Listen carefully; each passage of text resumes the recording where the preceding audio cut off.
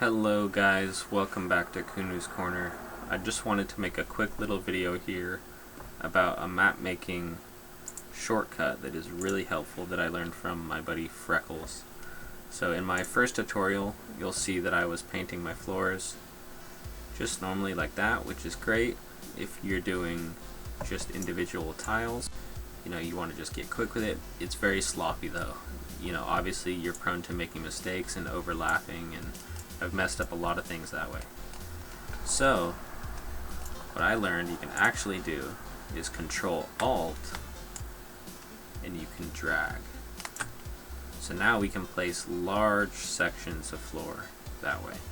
Also, if you wanted to delete, Control Alt and then you use the right mouse button, see it's red, and we can delete. So wow, that would have saved me a lot of time to know that earlier, but I just thought I'd make a quick video showing you guys that, just a little shortcut. Every little piece of knowledge helps, so thank you guys. Stay tuned for my easy FPS editor tutorials. I'm excited to get into some of these more advanced topics, and yeah, have a great day.